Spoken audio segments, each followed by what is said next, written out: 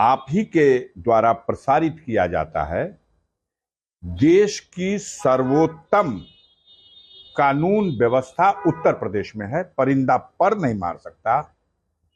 आप ही सारे दुनिया को आमंत्रित करते हैं, उत्तर प्रदेश यहां पिन ड्रॉप है, सब आए निवेश करें।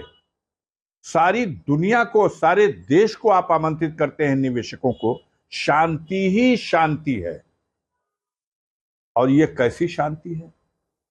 एक तरफ जहां प्रातः काल व्यवस्था है, भगवान शिव की पूजा के लिए भी ओम नमः शिवाय और ओम शांति, वहां आप अपना जो व्यवहार है उसको देखिए। किसी घटना को किस तरह आप प्रस्तुत कर रहे हैं। क्या आप ओम शांति का जो श्लोक उच्चारण कर रहे हैं, कितना उसमें ठीक उसका उल्टा विरोधाभास है। कहां है शांति? सारी दुनिया आए निवेश करे। क्या है वो माहौल उत्तर प्रदेश में? क्या यही वो देश की सबसे सर्वोत्तम और उत्तम कानून व्यवस्था है? अगर है तो आप बाजा बजाओ। देश की जनता इस व्यवस्था चलाने वालों का 2024 में बाजा बजा देगी। मैंने आपने एक गुहार लगाई थी न्यायालय से कि आपके छोटे भाई को खतरा है, उसी जेल में वो तीनों शूटर थे। देखिए, कई बार ये बात कही जा रही है। कल आज तक के आप ही के चैनल के दिल्ली के एक पत्रकार ने मुझको फोन करके कहा था। कल पटना के भी पत्रकार एक दो लोग आए थे, कल या परसों। लखनऊ से कई सज्जन आए। किसी तरह से घूम फिर करके मुख्तार का नाम भी लिया जाए तो अपनी तरफ से ले रहे हैं सब लोग कि नंबर उन्हीं का है, लेकिन अभी फिल्म कलर नहीं बन पा रही। कलर फिल्म जब बनेगी जब अफजाल अंसारी से भी कहलवाया जाए कि उनकी जान को खतरा है। मैं आपसे बता रहा हूं कि षड्यंत्र तो हो रहे हैं, अब हुए हैं, अब होते रहेंगे, लेकिन ईमान इस बात का है कि मारने वाले से बढ़कर है बचाने वाला। और दिन जब तय हो जाएगा तो घटनाक्रम सपने में भी किसी ने न सोचा रहा हो, घट गया। अनहोनी है जो घटना हुई उनके साथ, लेकिन अगर इसकी निष्पक्ष जांच होगी तो आप भी हो, मैं भी हूं। ये सारी स्क्रिप्ट सब पहले से तैयार थी।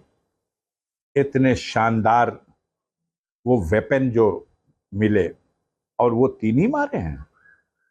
हमें तो कोई बता रहा था कि 5 लोग शूट किए, 3 के लिए ये भूमिका थी, जैसे सबके काम बांटे गए थे। उनमें 3 के लिए ये भूमिका थी, उनका ये रोल था कि तुम लोग जल्दी जल्दी जय श्री राम का नारा भी लगाना और सिलेंडर भी करना, और जब वो गिरे पड़े हों मरणासन्न स्थिति में तो दौड़ दौड़ के उनके ऊपर भी फायर भी करना, ताकि जल्दी जल्दी फिल्म भी बना के दिखाया जाएगा यही तीनों हैं, यही तीनों। और एक के सिपाही दो आदमी को अखबारी में ऐसे पकड़े जैसे कबड्डी का मैच खेल रहा हो। तो ये अभी जो असली उसमें जो शूट करने वाले थे, ये तो तीनों थे ही, इसके अलावा भी थे। ये जांच का विषय है कि उस समय, उस दिन किसके जिम्मे कानून व्यवस्था थी।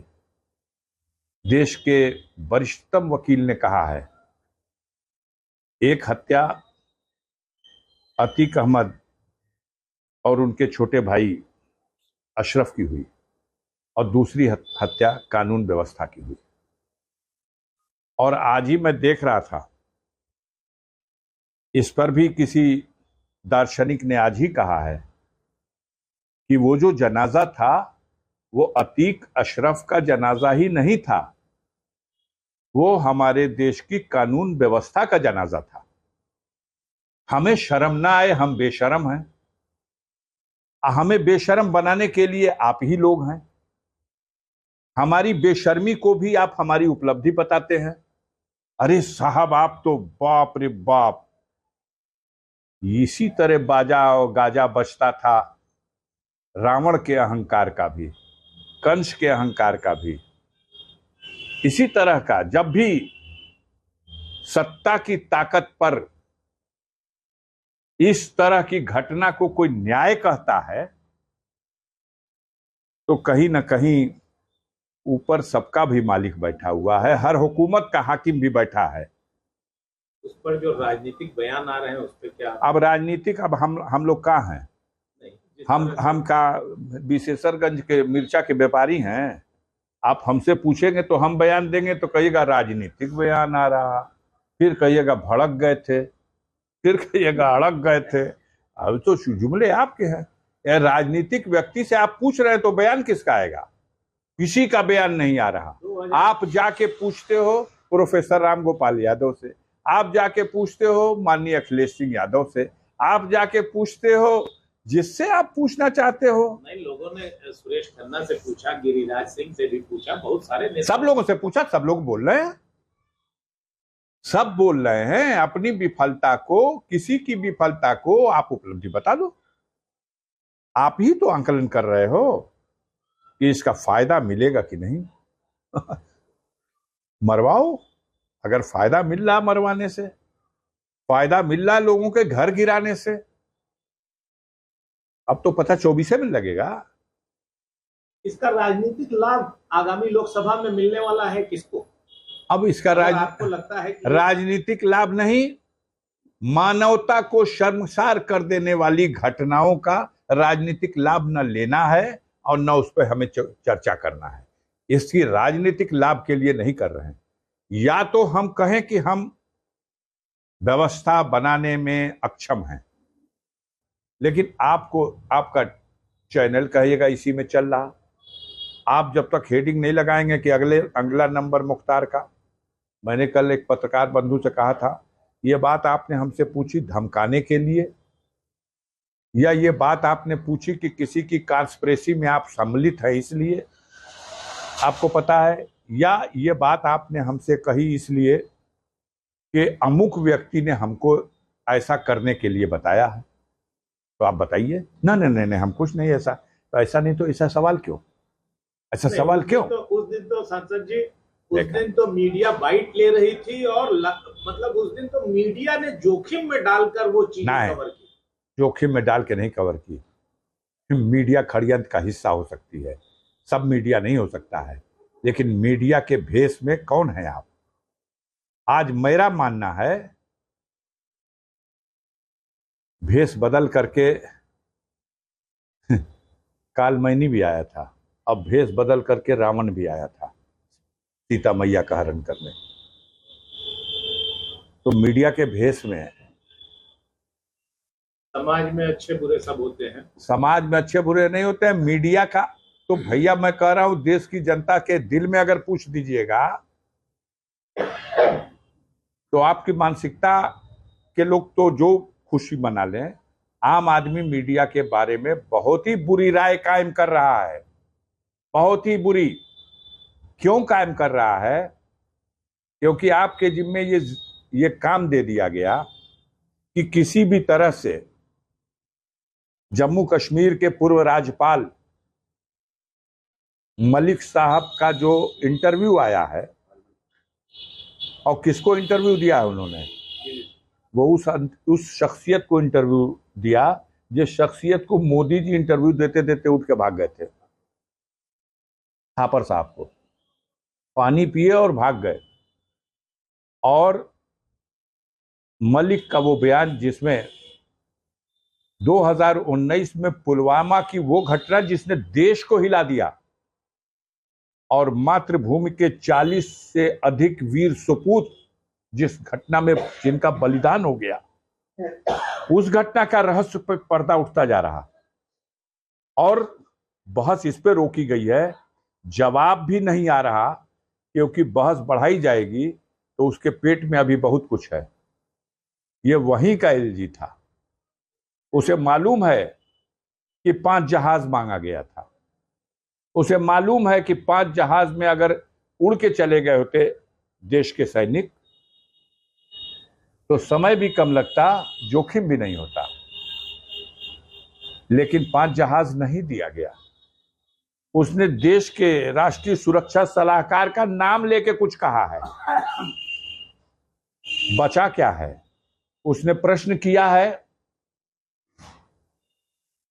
कि उन आतंकवादियों को जिन्हें अल्टीमेटली एक चेक पोस्ट पे पकड़ा गया, उनको लेके निकलने वाला वो जो देवेंद्र सिंह डीएसपी था, वो पकड़ा गया, जिसने कहा कि आप लोग हमको मत रोकिए, मैं मिशन में हूं, तुम्हारी गाड़ी में ये आतंकवादी हैं। अरे हाँ, तो वो भी एक मिशन में है। कुछ थे देशभक्त जिन्होंने उनकी बात नहीं सुना, उनको अरेस्ट कर लिया। आप बता दीजिए हमको, मैं तो संसद सदस्य हूं, नहीं जानता कि देवेंद्र सिंह कहाँ है। आप पत्रकार हो आज तक के, बता दो देवेंद्र सिंह का क्या हुआ? उनको सजा हुई थी, जेल हुई थी। नहीं, कहाँ है, कौना जेल में है? भाई जेल तो हम लोग सुने कि जम्मू कश्मीर की जेल में है, कि तिहाड़ जेल में है, कि डासना जेल में, कहाँ है? सीन से गायब। देशद्रोह का इतना बड़ा कारनामा अंजाम देने वाले का कुछ देश की जनता जानना चाहती है, ये सवाल उठाया है। और राज्यपाल महोदय के इन सवालों पर चर्चा न हो, बहस न हो, देश में ये खबर रुक जाए। बहुत बड़ा हादसा हुआ है अतीक अहमद का, लेकिन उस हादसे के आड़ में उससे बड़े हादसे को, जिसकी रहस्य पर्दा उठने लगा, उसको रोक दिया जाए। अब उस कहानी पुरानी हो चली तो जल्दी से मुख्तार का नाम जोड़ दिया जाए और थोड़ी आगे बढ़ेगी। 15 तारीख की स्क्रिप्ट पहले से लिखी हुई थी, दिन की घटनाक्रम क्या होगा और रात का घटनाक्रम क्या होगा। 5 जिले की फोर्स गाजीपुर में बुलाई गई थी जिस दिन आपका फैसला आना था। जी, और दिल्ली के मीडिया के लोग आए थे, मेरा इंटरव्यू लेके गए हैं। पटना आ गया था, लखनऊ आ गए थे, बनारस से आ गए थे। आप गाजीपुर के प्रेस के लोग हो, आपकी संख्या 10-20 रही होगी, लेकिन वो 50-100 थे। हम तो हर तारीख पे जाते हैं। मैं तो सड़क छाप आदमी हूं, एक गाड़ी लेके चला जाता हूं, 4 लोग बैठते हैं बस। कोई बता रहा था कि आप जो है वो अपने सामान लेकर आए थे गाड़ी में, कि आपको शायद। अब वो फैसला जब सुनने जाता है तो आदमी जिस तरह की परिस्थितियां उत्पन्न होंगी उसके लिए तैयार होके जाना कोई बुरी बात नहीं है, लेकिन कम से कम इस पे तो संतोष कीजिए कि मेरे जैसा आदमी है जो न्यायपालिका में आरोप का विचारण हो और निर्णय का स्वीकार हो। पसंद नहीं आए तो भी उसकी आलोचना नहीं करूंगा, उसकी अपील करूंगा। पूर्वांचल की सियासत में अफजाल अंसारी एक बड़े नाम। अब आप कहाँ चल रहे हैं इस पे? मैं आपसे एक छोटी सी चीज ये पूछना चाहूंगा कि आगामी लोकसभा में आप क्या देख रहे हैं कि अगली सरकार किसकी आने वाली है, क्या होने वाला है? बहुत अच्छा प्रश्न है आपका। मूल मुद्दे पे आप आए। मैं आपसे ये कहना चाहता हूं कि उत्तर प्रदेश की बात अगस्त में करूंगा, क्योंकि उत्तर प्रदेश में 2024 के चुनाव की असली पटकथा किस तरह से सेना बनेगी ये अगस्त में तय होगा। अगस्त से पहले देखते रहिए, जो दृश्य दिखाई दे रहा है उसमें कुछ असली भी है और कुछ नकली भी है। लेकिन बाकी देश के ज्यादातर हिस्सों में 5 प्रदेशों में तो चुनाव चल रहे हैं। अभी कुछ प्रदेशों में चुनाव हुए। हिमाचल प्रदेश में, जहां भारतीय जनता पार्टी नारा देती है कि हिंदुस्तान से कांग्रेस विहीन भारत बना देंगे,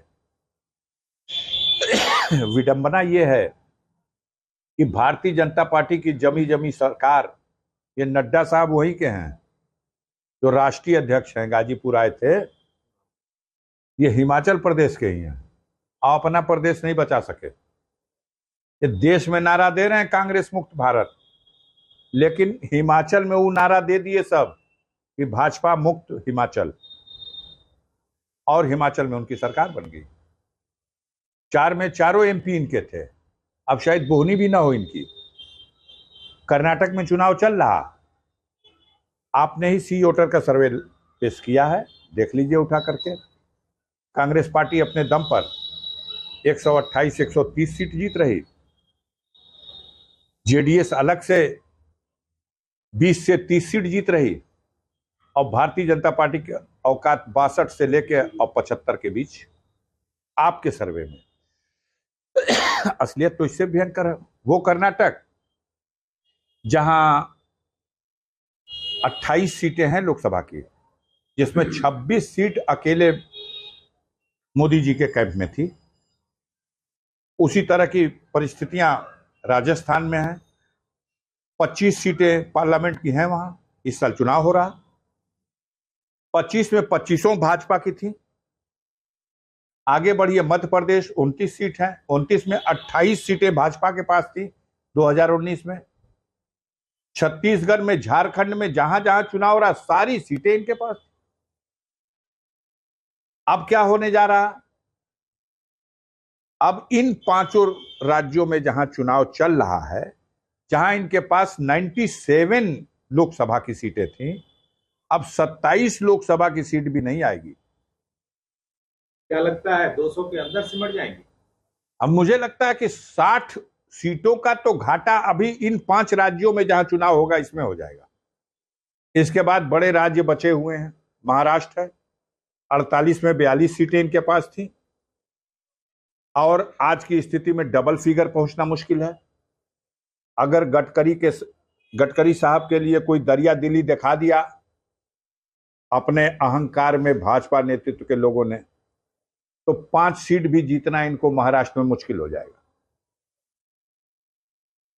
वही परिस्थितियां बंगाल की हैं। 18 सीटें इनके पास थी, 2 सीटों में सिमट जाना है। बिहार में 40 सीटों में 39 इनके पास थी। जो हालात बिहार के दिखाई दे रहे हैं, जिस तरह प्लेटफॉर्म बना है, अंडर 5 स्कोर हो जाए। उत्तर प्रदेश में क्या लगता है? उत्तर प्रदेश में अभी तो हम कहते हैं 80 सीट है, 81 सीट भाजपा के खाते में लिख दीजिए। इससे ज्यादा तो नहीं, 66 तो पहले ही मिली हुई है, इस बार 81 लिख दीजिए। लेकिन कहां का घाटा पूरा करेंगे यूपी से? कर्नाटक का घाटा कि महाराष्ट्र का घाटा कि राजस्थान का घाटा कि बिहार का घाटा कि बंगाल का घाटा? कहां का घाटा? मतलब आपके कहने के अनुसार आज की डेट में मेरा कहना है कि अगस्त में वो तस्वीर सामने आएगी कि ये सब कुछ काम नहीं आएगा। सर अगस्त नहीं क्यों? अगस्त क्रांति, अगस्त भारत के राजनीति में किसी क्रांति के लिए एक सबसे शुभ मुहूर्त अगस्त को माना गया है और हमारे उत्तर प्रदेश में और खास तौर से पूर्वांचल में अगस्त